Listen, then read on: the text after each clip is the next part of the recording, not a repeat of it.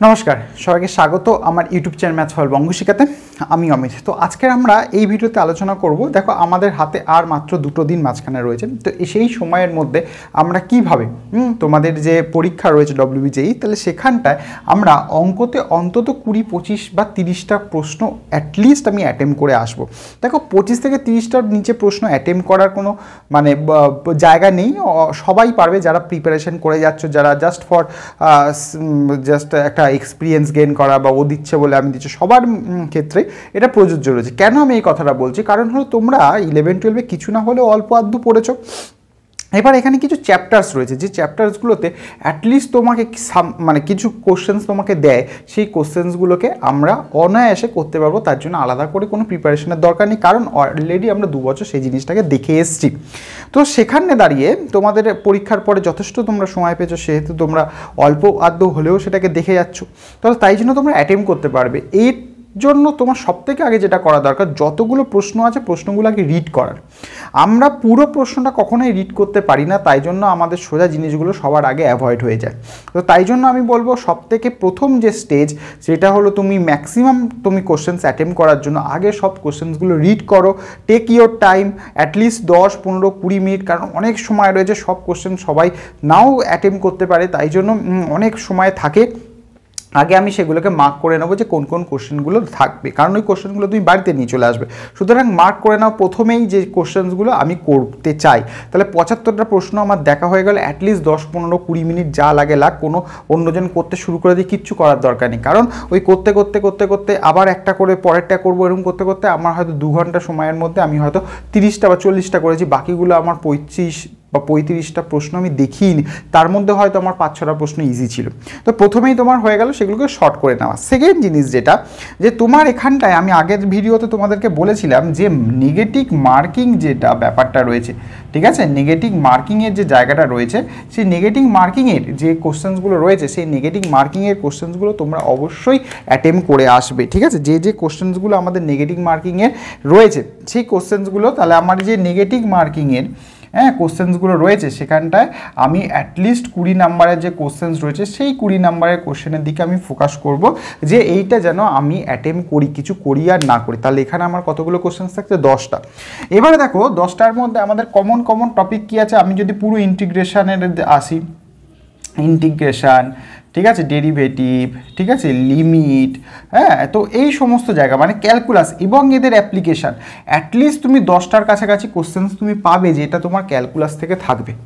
ওকে, তাহলে ক্যালকুলাস থেকে থাকছে এরকম 10টা কোশ্চেন মিনিমাম তুমি পাবে। কারণ দেখো 2-3টে ইন্টিগ্রেশন, 2-3টে ডেরিভেটিভ, লিমিট আছে, কন্টিনিউটি আছে, অ্যাপ্লিকেশন আছে, এখানে 10 থেকে 12টা প্রশ্নের বেশি প্রশ্ন তুমি পাবে। অ্যাটলিস্ট তুমি তো 15টা পাবেই, সেখানে আমি 10 থেকে 12টা ধরে নিলাম তুমি অ্যাটেম্প করতে পারছো। তাহলে সেই 10 থেকে 12টা হয়ে গেল। এরপরে কি রয়েছে? ডিটারমিনেন্ট ম্যাট্রিক্স, ঠিক আছে, এখান থেকে অন্তত 2-3টে তুমি করতে পারলে ডিটারমিনেন্ট ম্যাট্রিক্স হয়ে গেল। আমি পুরো আগে 12-এর ব্যাপারটাই আসছি, ঠিক আছে।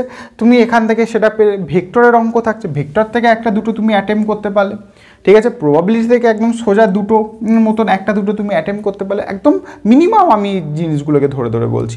তুমি সেট রিলেশনের 1-8 পারলে। এবার যদি তুমি চলে আসো ক্লাস 11-এর কনেক্ট সেকশনে কিছু করো না, কিন্তু স্ট্রেট লাইন করে যাচ্ছ, তাহলে স্ট্রেট লাইন থেকে হয়তো একটা অঙ্ক পারলে, ঠিক আছে, একদম বেসিক জিনিস। এবার আমি ধরো আমার যদি অ্যালজেব্রায় পার্টে আসি, আমার ক্লাস 11-এর অ্যালজেব্রা পার্ট, সেখানে কমপ্লেক্স নাম্বার আছে, ম্যাথামেটিক্যাল ইন্ডাকশন আছে, পারমুটেশন কম্বিনেশন আছে, সেখানে আমি 2-3টে অঙ্ক তো যদি আমি অন্তত পক্ষে করতে পারি, তাহলে সেটা করতে পারি। নাহলে আমি 11 থেকে 2-1টাই ধরছি, তো বেশি আমি ধরছি না।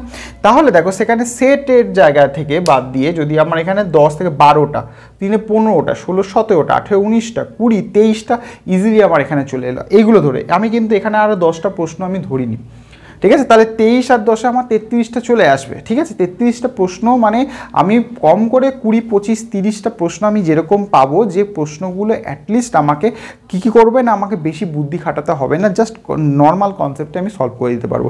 এরকম সবসময় কোশ্চেন্স থাকে। খেলাতেও আসল হবে 25-30টা কোশ্চেনের পর থেকে, যেখানে আমার একটুখানি বেশি কনসেপ্ট লাগবে, একটুখানি আমাকে ভাবতে হবে, একটুখানি আমার সূত্র লাগবে, সেই সমস্ত জিনিসগুলো। আর এখানে আমি তো আসল জিনিসগুলো এখনও বাদ দিয়ে গেলাম, ত্রিকোণমিতি, ঠিক আছে। ট্রিগোনোমেট্রি তো আমি এখানে বললামই না, তাহলে ট্রিগোনোমেট্রি হলে অন্তত 2-3টে তোমরা পেরেই আসবে। তাহলে সেই সমস্ত জিনিসগুলো তুমি কম্বাইন করে দেখো এইটা। আর আমি সবসময় বলি বড় যে টপিকগুলো আছে, ক্যালকুলাসের প্রতিটা জিনিস আছে, সেটা তোমার হলো ডিফারেন্সিয়াল ইকুয়েশন থেকে শুরু করে আর তোমার ইন্টিগ্রেশনের অ্যাপ্লিকেশন পর্যন্ত সমস্ত পুরো টপিকটা ছাড়াও তুমি যে বড় বড় যে টপিকগুলো রয়েছে অ্যালজেব্রা, ঠিক আছে, তো অ্যালজেব্রার মধ্যে এবার সব আমি করতে পারলাম না 11, আমি শুধু ম্যাথামেটিক্যাল ইন্ডাকশন করব, কমপ্লেক্স নাম্বার করব, মানে গাণিতিক আরোহণ করব, তোমার হলো আমার কমপ্লেক্স নাম্বার করব, আর আমি হলো সমবায় যেটা তোমাদের হলো পারমুটেশন কম্বিনেশন রয়েছে, ঠিক আছে, বিন্যাস যেটা তোমাদের রয়েছে, তাহলে সেই জিনিসটা আমরা করবো। তাহলে ওখানে 3টে করলে হয়ে গেল, আমার বেশি করার দরকার নেই। আমি যদি কনিক সেকশনে আসে আমি শুধু এখানে একেবারে স্ট্রেট লাইন করে আসবো আর অধিবৃত্ত করব। যদি আমার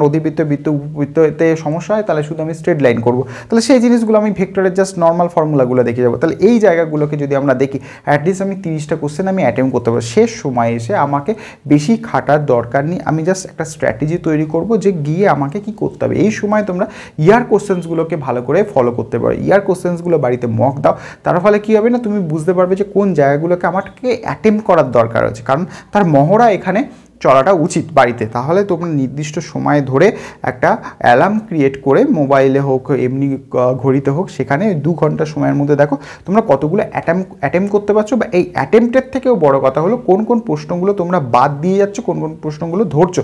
কারণ 2-3বার বেশি যদি আমি মক দিই তাহলে বুঝতে পারবো যে অ্যাটলিস্ট আমার কোন জায়গাগুলোকে এখনও গাফিলতি রয়েছে। কারণ অনেক সময় প্রথমবার আমি একটা জিনিস অ্যাভয়েড করে গেলাম, দ্বিতীয়বার আরেকটা অ্যাভয়েড করে গেলাম, সেই পরীক্ষার পরে সেগুলোকে অ্যানালিস যখন করো আচ্ছা এটা কেন আমি অ্যাভয়েড করলাম, এই জিনিসটা সোজা ছিল, প্রশ্ন আমি পড়া হয়নি। তাহলে প্রশ্নটাকে আমাকে পড়তে হবে, সবথেকে বড় কথা প্রশ্নটা পড়তে হবে, প্রশ্নটা পড়ে আমাকে দেখতে হবে এটা আমি করতে পারবো কি করতে পারবো না। যদি 75টা প্রশ্ন পড়ারই আমার না সময় থাকে তাহলে আমি 30টা-25টা কেন 2টো প্রশ্ন অ্যাটেম্প করতে পারবো না। শুধু এরকম থাকে না, 75টার মধ্যে অ্যাটলিস্ট আমার সেখানে 20% নাম্বার অফ কোশ্চেন্স থাকে যেটা আমি ইজিলি করতে পারবো। সুতরাং তো সেখানে জিরোর দরকার নেই। আর সবসময় তোমাদেরকে ভিডিওতে একটাই কথা বলি যে নন নেগেটিভ মার্কস, ম্যাথে 20, ফিজিক্সে 10, ম্যাথামেটিক্সে কেমিস্ট্রিতে 10, সেখানে তোমাদের টোটাল 40 নাম্বার নন নেগেটিভ আছে। সুতরাং এইখানটায় যখন তোমরা টিক দেবে সেখানটায় অবশ্যই যে কোনো হ্যাপাজেডলি টিক দেবে না, অবশ্যই যে কোনো একটা সিকোয়েন্স বরাবর টিক দাও, হয় এ নয় বি নয় সি নয় ডি। নর্মালি সবাই বলে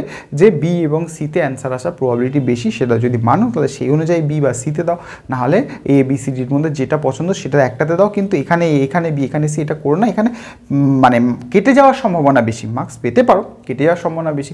সবকটা একটাতে দিলে সেখানটায় কিছু অন্তত একটা তো পাবে, 40টার মধ্যে ধরো বি অন্তত 4টে তো থাকবে, 4টে হলে তো 4 নাম্বার তো পাবো, এরকম একটা কথা আসে, ঠিক আছে।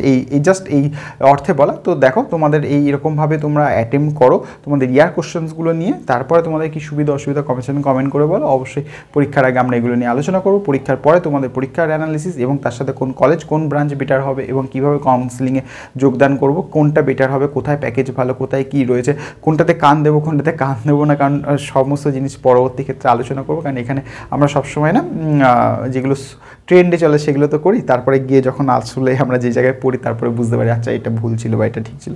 তো যাই হোক এগুলো আমরা পরে আলোচনা করে নেবো, আগে তোমরা এইগুলোকে প্র্যাকটিস করো, তারপরে পরবর্তী ভিডিওতে আমি তোমাদের সাথে দেখা করছি আরও ইম্পর্টেন্ট টপিক্স, ইম্পর্টেন্ট ট্রিক্স এবং ম্যাথের ইম্পর্টেন্ট ট্রিক্সের সলিউশন নিয়ে। দেখা হচ্ছে পরে video. Till then take care, good by.